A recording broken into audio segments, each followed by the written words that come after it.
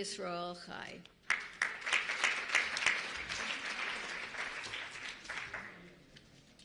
I don't think you're going to need this. Well, you're going to need it again in a minute. So now we are a few minutes away. Yes. And people should stay seated. Get to know your neighbor. Anything else? Anybody have any quick questions before we move from here? All right, so talk amongst yourselves, and we will start up again in a few minutes. Thank you very much.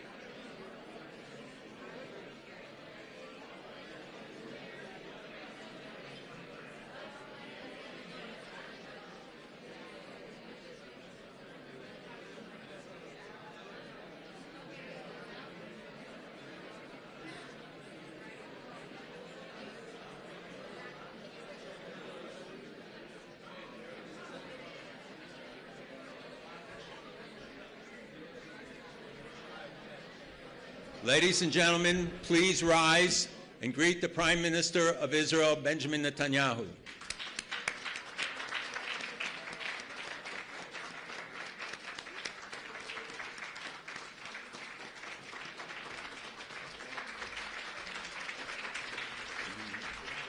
This first seat for you.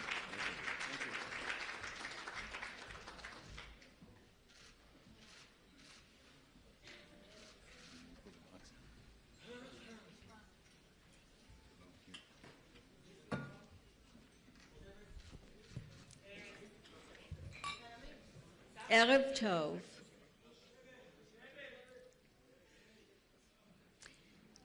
Welcome to the historic 50th Annual Conference of Presidents National Leadership Mission to Israel. Tonight we have the opportunity to hear once again from the Prime Minister of Israel, Mr. Benjamin Netanyahu.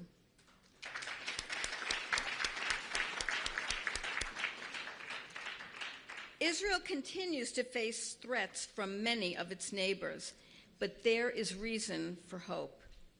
Much progress has been made on multiple fronts of Israel's war. Compared to a year ago, Hamas and Hezbollah are significantly weakened.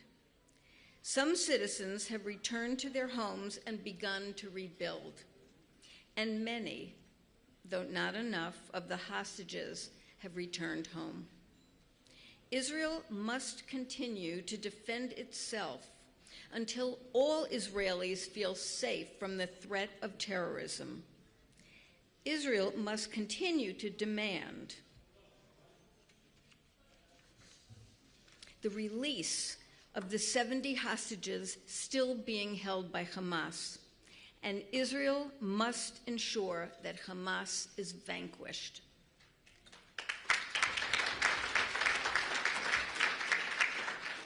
Mr. Prime Minister, as I said, we are here for our 50th mission to Israel, the capital of the Jewish people, ERUSALEM, to show you that the Jewish people are one.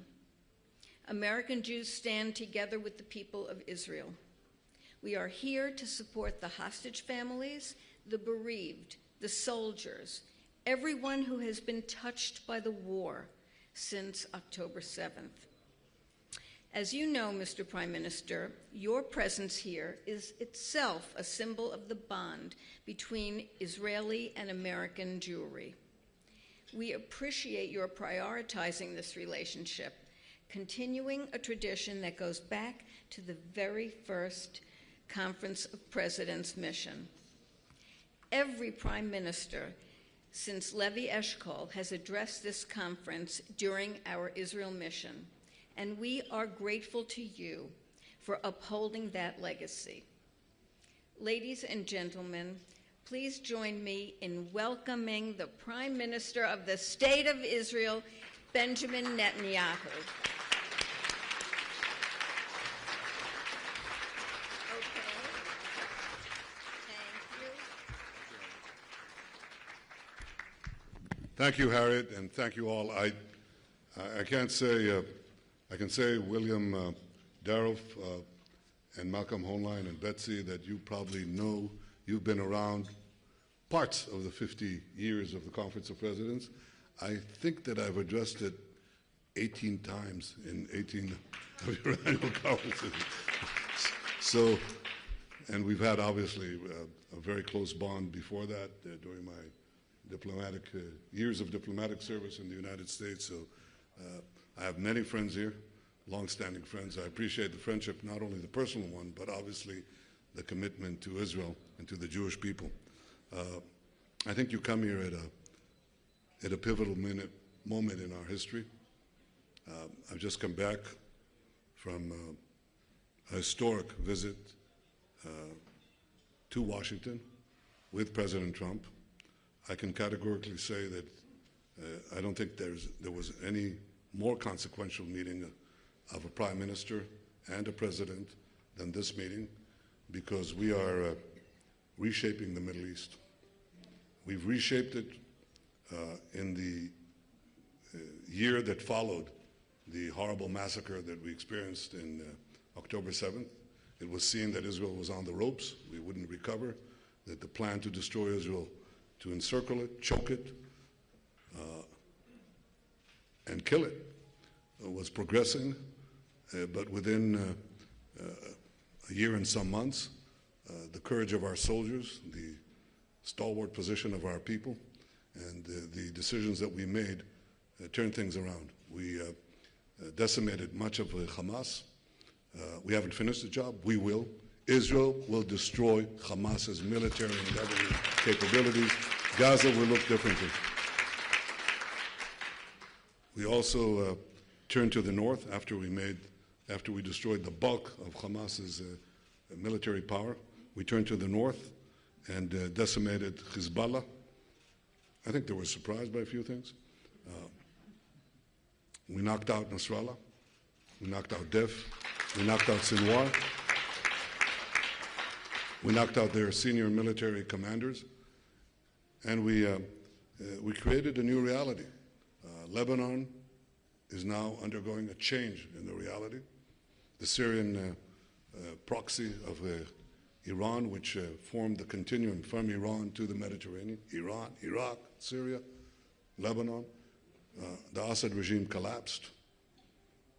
It collapsed because, not because Assad's army was unable to fight. He wasn't relying on them. He was relying on 15 to 20,000 Hezbollah fighters who were not available. There was no one to lead them because Nasrallah was gone. They themselves were mauled by us. So they couldn't save him. Iran wanted to send forces to save him from Iran. We stopped that. We didn't get any flowers from Damascus, I have to say, but it's okay, we can take it. But we changed the Middle East. We changed the Middle East. Now comes President Trump, and Secretary Rubio is a great friend of Israel as well. I've seen him over the years, and we had a great discussion today. And we talked about how do we complete the change in the Middle East. We have the greatest friend of Israel in the White House now. We see eye to eye on the main tasks that we have to accomplish. And we're in a position to change the Middle East and give Israel the kind of horizon, the kind of hope, the kind of security, and the kind of peace that would have been unimaginable, and in fact was unimaginable from the day of the founding of the State of Israel. We've had great victories in the past. The most important one was the Six-Day War. But the possibilities that loom today before us have never been before us before, have never been available to us as they are now. And we intend to pursue them to the full. We see eye to eye with the U.S. administration, President Trump and his administration, first of all, on accomplishing the immediate three goals that we have in Gaza. One is to achieve the release of all our hostages. The second, as I said, is to destroy Hamas. The third is to ensure that Gaza has a different future, that we don't just go back, same old, same old, same old. And there I have to say that President Trump has presented a bold new vision and the only plan that I think can work to enable a different future for the people of Gaza, for the people of Israel, for the surrounding areas. Why not give Gazans a choice? Everybody said this is the largest open-air prison in the world. Not because of us. We let people leave. In fact, if you want to know, over the last couple of years, 2 years I think, 150,000 Gazans left. You know how they left? Because they bribed their way out, not to us. They bribed their way out. The rich could leave. But if other people wanted to leave, give them a choice. Not forcible eviction, not ethnic cleansing. In a war zone, people leave. We try to get the population to leave, to get them out of harm's way in Hamas with rifles, with gunfire, try to prevent them from leaving. So we move them around so that they would get out of harm's way. But if people want to leave, if they want to emigrate, it's their choice. And I think President Trump's plan is right on the dot. It's the right plan. So that's Gaza. In Lebanon, we've established a ceasefire, as you know, after removing Hezbollah that had planned a ground invasion even worse than Hamas from terror tunnels and other infrastructure, underground infrastructure that they put right next to our border. We got rid of that. And we said to the Lebanese, now it's your job to make sure that Hezbollah is dismantled and certainly doesn't threaten Israel anymore. We welcome the ceasefire. We welcome President Aoun's presidency. And I hope that the Lebanese army, reconstituted, does the job. But if it doesn't, we will do the job. We have decided on a policy of continuous enforcement. We will not let those violations take place, and we will not let Israel or Israeli targets or Israeli soldiers, oh, you can clap, by attacking us from Lebanon. That has ended. With Syria, we are committed to ensuring that once we've removed Syria as a threat to Israel, it doesn't become again a threat to Israel. For that important purpose, we also destroyed the remnants of the armaments, not the remnants, the bulk of the armaments of Assad's army. It's gone. You know where we took that, which leaf we took that from? Do you know? Well, there was a naval presence in the Mediterranean in World War II, in the Vichy regime, and Churchill was concerned that this naval presence would fall in the hands of the Nazi regime in Berlin, so he ordered the destruction of that French Navy. And I think 1,200 soldiers, French soldiers, were lost, and it was a tragic thing. I don't know how many Syrian soldiers we killed. I think a handful, maybe. But we got rid of the armaments of the Assad regime. We will not allow Syria to be used again as a staging ground for attacks against Israel. Now, all this has been done to date, but of course there remains a principal problem, and that problem is the source of all these attacks against us, all this aggression against us, and that source is one country. It's Iran. It's not merely a country. Kissinger said Iran has to choose, is it a country or a cause? Well, it's definitely a cause, and it's a bad cause.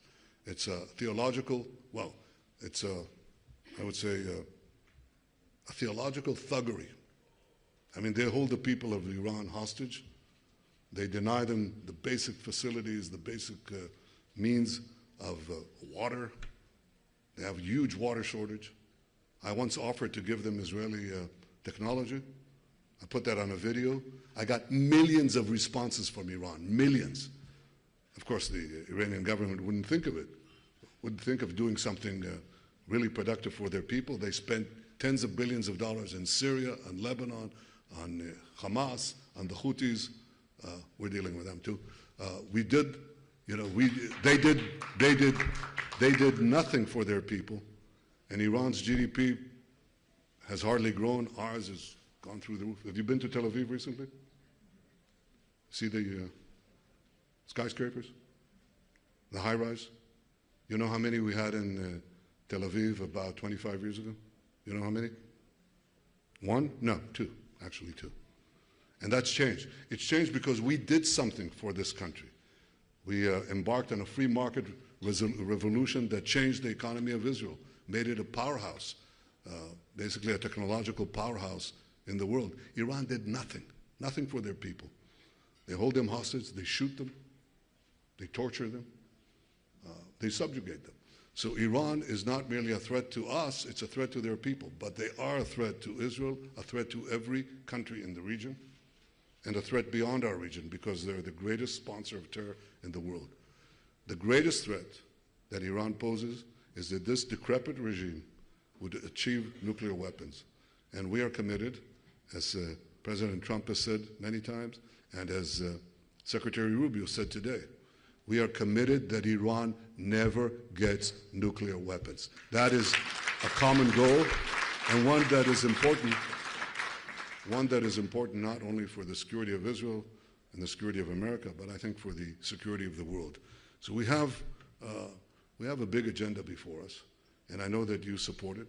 I think all these achievements that we've made so far would have been impossible without the extraordinary sacrifice and bravery of our soldiers, those who fell, and those who continue to fight. I quoted many times the line in the Bible that says, "They shall rise like lions. They have risen like lions. They fight like lions, and they will win like lions." We are seeking victory, nothing short of victory, and it's within our reach.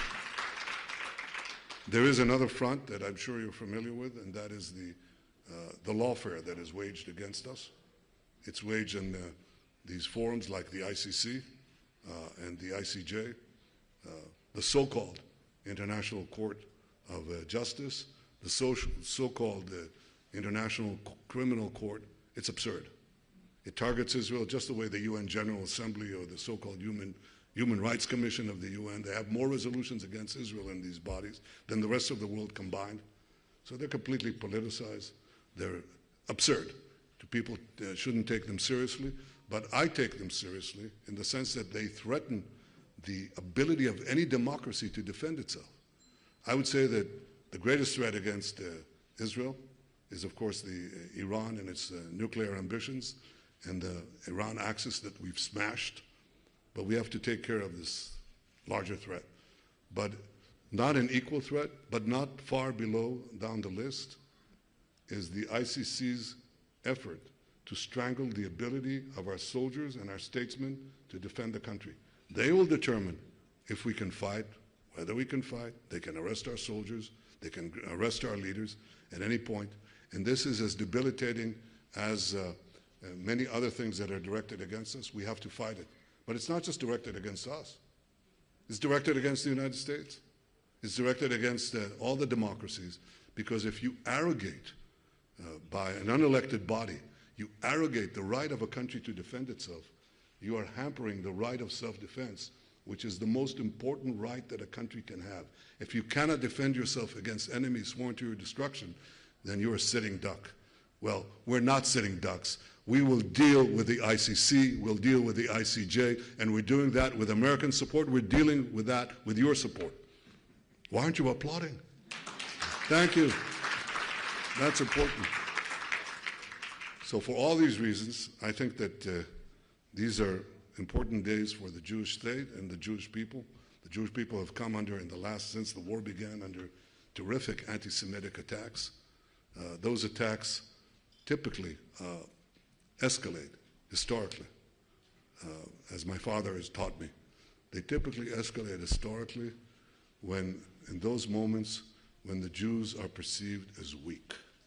And they go down very quickly when the Jewish people is perceived as strong. We were perceived perhaps wrongly by our enemies as weak and as ready for the slaughter. But I think today everybody recognizes that Israel has never been as strong as it is now. The American-Israeli alliance has never been as strong as it is now. And the Jewish people have never been as strong as they are now. And that strength is based on our partnership. It's based on the resolve of our people. It's based in our belief in our great traditions. It's based on our faith in our past, in the future as well. And I think that together, greatest days are still before us. So I hope that next time that we meet, come back next year, you'll see the difference, even greater differences than you see now. I look forward to your next 50 years. Thank you, friends. Thank you. I'm going to thank you. Let me shift a little bit to your right, and I'll read this thing. Thank you very much. Thank you once again for joining us, Mr. Prime Minister. Tonight, as we embark on this truly historic occasion, the 50th annual mission of the Conference of Presidents to Israel, as we prepared for this milestone, we came across countless images of you over the years. You said you believed you'd spoken here 18 times. We count more like 26 if we count your times as finance minister, leader of the Likud party, and private citizen. Your enduring presence and steadfast support are deeply meaningful, and we're honored to welcome you once again. The most important message that we bring to you tonight is this: the bond between American Jewry and the people of Israel remains unshakable. The motto of the Conference of Presidents is strength through unity. And this unity extends across American Jewry, the global Jewish community, and the enduring alliance between the United States and Israel. Mr. Prime Minister, as you well know, The Jewish people are strongest when we stand together. Likewise, Israel and the United States are strongest when we stand together. We welcome the continued deepening of U.S.-Israel relations, as reflected in your historic meeting with President Trump last week and Secretary of State Rubio in his visit today. The alliance between our nations, our governments, and our peoples is built on a foundation of shared values and unbreakable history, forged over decades and arguably centuries. The Conference of Presidents is proud to stand as a pillar of that foundation. Tonight, as you said, we stand at a pivotal moment in Jewish history. This is our fourth mission of American Jewish leaders to Israel since October 7th, nearly 500 days ago. We stand here with a clear and unwavering message. American Jewry stands united with the people of Israel in demanding the immediate return of our hostages, and we stand resolute in supporting Israel's absolute right to defend itself and to ensure the total eradication of Hamas. And you can applaud. I do. Mr. Prime Minister, our history shows unity is our greatest strength. It has allowed us to survive and thrive for 3,500 years, and it will continue to sustain us in the challenges again. Thank you again for your friendship and your unwavering commitment to American Jewry and to the U.S.-Israel relationship. Thank you. Thank you, sir. Thank you all. Thank you. Thank you. Thank you. You will be here in 50 years. You have to also see that we're connected by blood. It's the people, and it's really Yeah, the genes. that's right. It's the It's a neshama. Thank you very much. Thank you all. Thank you.